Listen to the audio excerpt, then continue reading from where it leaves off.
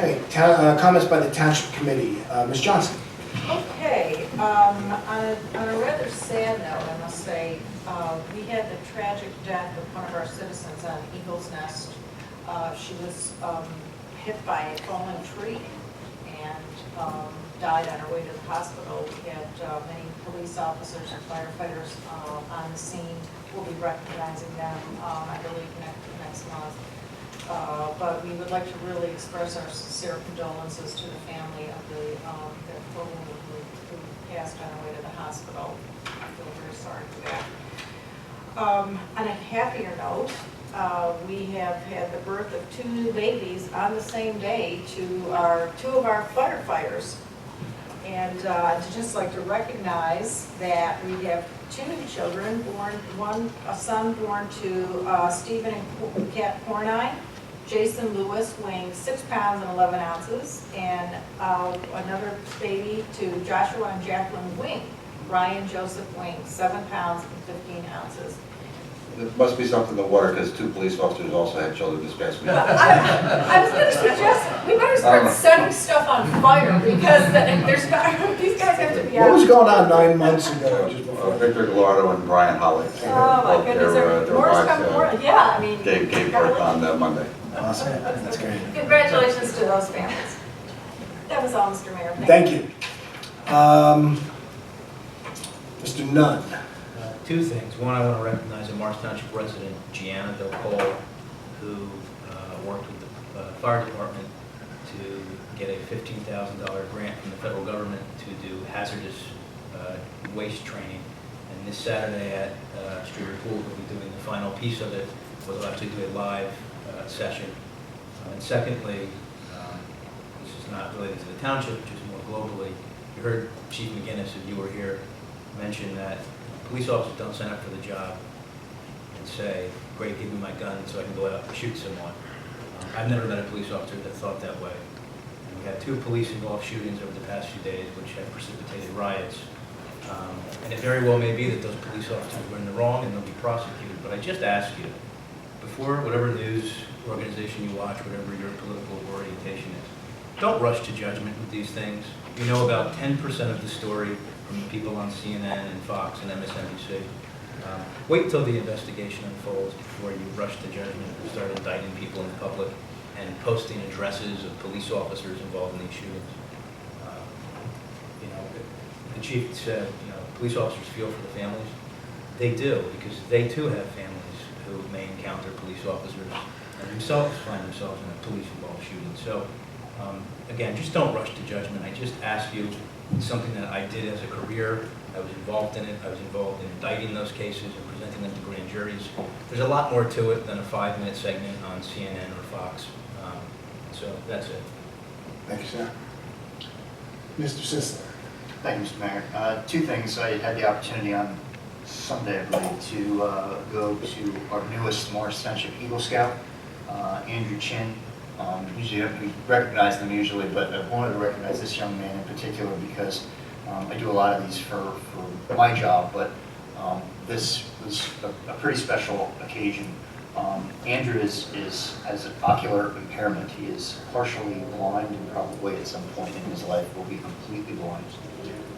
And he is an Eagle Scout, which most people that have all of their sight have an extremely difficult time doing. He put up 188 Braille signs at Morristown High School, at every single classroom, at every single at the cafeteria, at the gym, at every single room, so that folks like himself coming up behind him will have an opportunity to be able to get around Morristown High School a lot easier. And I thought that was pretty special. Sometimes our Eagle Scouts do great things, but this one really, really stood out to me. And finally, I brought this up earlier today at the Board of Health meeting, but I wanted to bring it up to the public as well. One of the other organizations that I belong to recently bought a defibrillator, and they needed to be trained on it. Obviously, it's not a piece of equipment that anybody can just pick up and use. The Morris Minutemen, if you do belong to an organization that purchases a defibrillator or gets one by grant, the Morris Minutemen will come out and train you for free. They're coming out to our VFW to train the men and women that work there and volunteer there.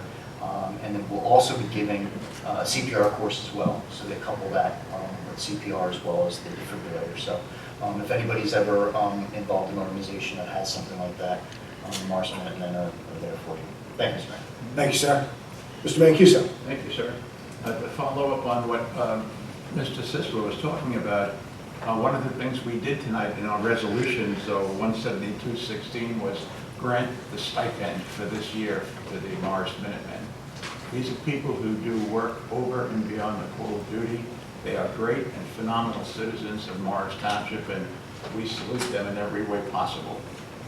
On a sadder note,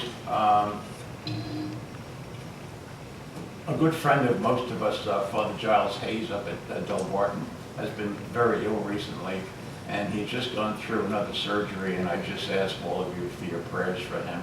He's just a wonderful man. And I wanted to give my congratulations again to the pool committee for a spectacular season, all the great things that happened at those two pools, and I heard not one negative remark about what was going on there, and we just were very, very proud. Thank you, Mr. Mayor. Thank you. Well, I'm just going to piggyback on that because, and with special thanks to Louise Johnson, we set out at the beginning of the year with a goal of increasing pool revenue by 20%. And in any business or anything to increase revenue by 20%, double figures, period, is a tall order. So we set our sights on 20%. We put a plan in place. We did some things a little differently, and we exceeded the 20%. We were somewhere between 22 and 25% increase in revenue from the prior year.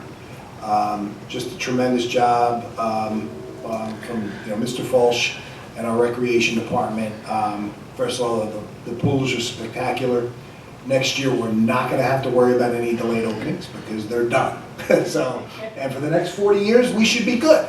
So, so again, congrats to our rec department, and again, thank you, Ms. Johnson. On, like I said, we had a steering committee together, put the plan together.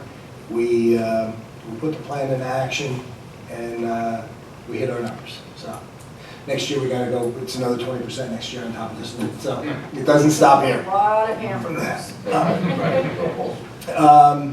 So if anybody hasn't read or hasn't seen, the Township Municipal Building is now open until 7 on Wednesday evening to offer additional services for individuals who want to come in and pay your taxes, do whatever you need to do. We've got a rotation of folks that will be rotating here. So Wednesdays, the municipal building's open until 7 to acquiesce to those who work during the day and who need to get here and just can't get here by 5 o'clock. So went into effect this week, last week. So that's great. Stage 3, I know it was mentioned earlier by one of our citizens, the trash collection is pretty much kind of being rolled out now, which would mean now the entire town will be in place for the automated trash collection. Next year, we're going to start phase 1 again on recycling. And we're going to put the same plan, product into place, automated recycling in effect, and we're going to roll it out in the 3 phases as we did. What that's going to do for the town in terms of efficiency and cost. Number 1, from an efficiency point on the residents, you'll get a trash container similar to what you have now. It'll be a different color. Everything will be able to go into one single stream.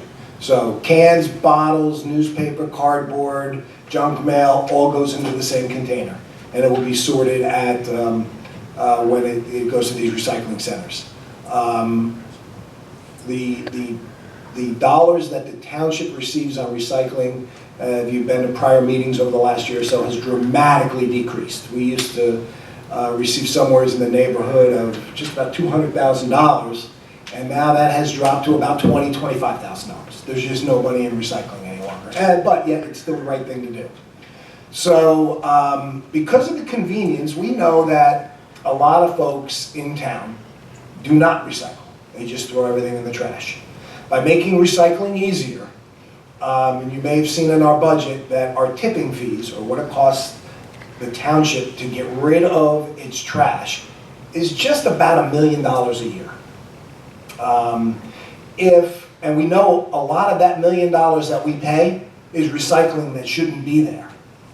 If we make it easier, recycling will go to recycling, and at some point, we're going to reduce those tipping fees because we're going to have more people, we're going to do some education programs regarding the importance of recycling. For that purpose alone, for the township, it could save us, I mean, it's hard to say what number, but it could be somewhere between 10–15% in tipping fees that we currently pay that is recycling that should have went toward the recycling side. So, all great stuff, not to mention that it's saving us on workers' comp. We have folks out there now that aren't lifting the heavy cans and no back injuries, no shoulder injuries and all that, and they're getting really good at using a joystick, and I hear they're really good at PlayStation and Xbox. So, one final thing, I just want to make note too that as the thin blue line goes in on Woodland Avenue, coming into town from both sides, from the Morristown side down Woodland, and then from the Harding side in, there's going to be some signage there to denote what it means, and a note from the town, not only the township committee, but all the residents of Morris Township thanking our police department for the incredible job that they do. So, look forward to that in the coming months.